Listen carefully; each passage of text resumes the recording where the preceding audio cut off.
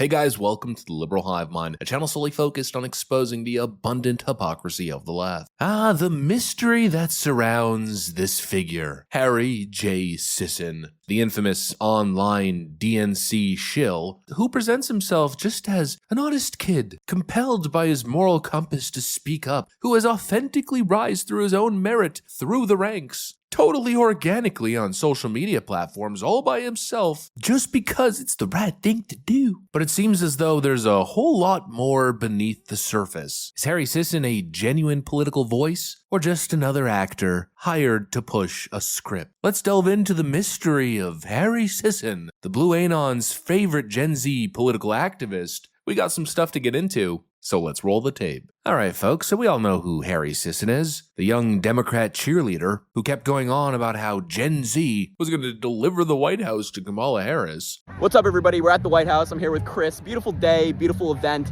and I just want to remind everybody, especially the Republicans, that Gen Z and the Democrats are going to make sure that Biden gets a second term, and we hold on to this building in 2024. What the Republican Party doesn't understand about Gen Z is we don't like you. My generation has beaten the Republican Party in 2020, 2022, and 2023, and we're gonna do it again in 2024, whether they like it or not. The Gen Z wave is here, and it's only getting bigger, and that should terrify the Republican Party. He hit the internet by storm, and instantly red flags started to pop up just due to the sheer level of shilling. You know, generally people who enter the political space tend to usually have unique perspectives, personality, whether they're on the left or the right. They engage in a lot of ideas and current events and what's happening. But this guy, it was just the same video over and over again. Vote for Kamala Harris. Oh, Gen Z for Joe Biden. White dudes for Kamala Harris. Every video over and over again was just a DNC vote for ex-Democrat campaign ad. I think it struck people as a little bit odd. And then, of course, something interesting happened. In Harry Sison's ex-bio, people noticed that he was represented by a company called Palette Management, and then curiously enough, it was exposed that Palette Management, during the same time that Harry Sison came on scene, had accepted $200,000 from the DNC.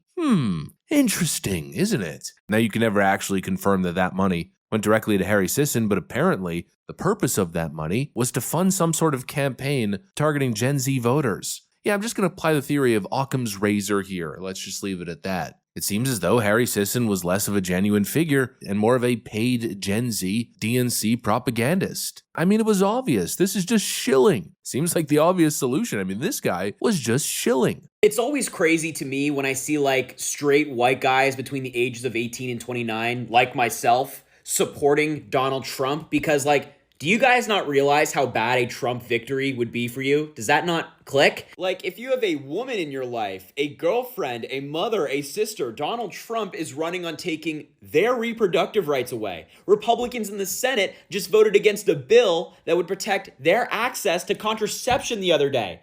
What? Or maybe you work in a factory and you think that Donald Trump's gonna protect your job. Sorry, no. Donald Trump outsourced more jobs than Obama, and right now there's a manufacturing boom because of President Biden. Don't believe me? Look it up for yourself. Or maybe you're just yeah, I hate the inflation and the gas prices, so I like Trump. Well, I hate to break it to you, because contrary to what Donald Trump tells you, Joe Biden is not responsible for the inflation or the high gas prices. That happened all around the world as a result of the pandemic, and actually right now, we're drilling more oil than ever before, and inflation has fallen rapidly. And many economists are saying that Donald Trump's policies are far more inflationary and could make the situation worse. Point is, there's nothing manly or cool about voting for Donald Trump. What's actually honorable is standing up for people whose voices may not be as loud as yours.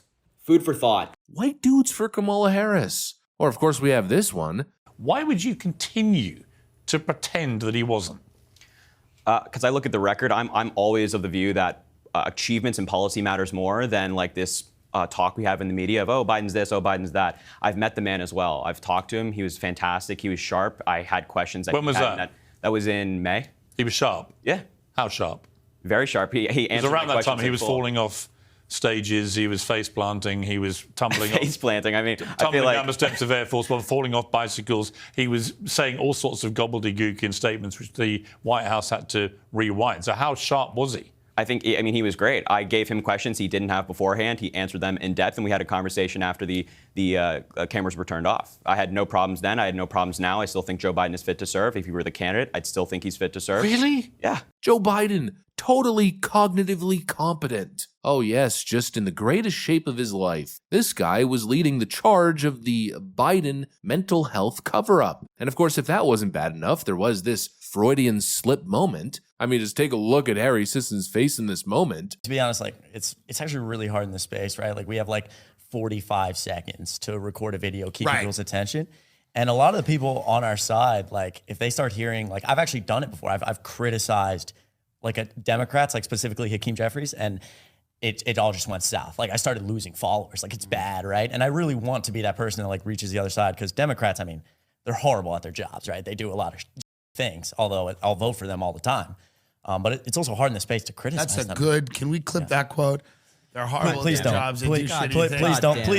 don't clip that. Please, no, please. So it really does seem that Harry Sisson, again, less of a grassroots voice of Gen Z, more like a total puppet for the DNC. So basically, that's the whole story, that's the evidence, but really not to focus on Harry Sisson. He's just a young kid, like we said, a puppet. The intention here is not to hyperfixate on Harry Sisson himself, but to rather zoom out and focus on the larger picture. This entire situation with Harry Sisson reveals something profoundly troubling about the current state of the Democratic Party. What we're seeing isn't just an influencer trying to sway opinions. It's a party so devoid of genuine grassroots energy that they've now resorted to manufacturing it. You know, the Democrat Party hasn't been able to cultivate real momentum. They haven't built an organic movement, and so instead, what they're doing or what they're testing here is staging it with actors and influencers and paid campaigners, hoping the people won't notice that all of these people are essentially being puppeted by individuals holding the string behind a curtain. It's like, who or what do we trust at this point? You know, it almost feels as though they're trying to lead us into a world where you don't know what to trust anymore. You know, when political discourse enters the realm of theater, script, puppets, it's hard to believe in the authenticity of what you're hearing and what you're seeing. What the Democrats are doing here is a dangerous experiment.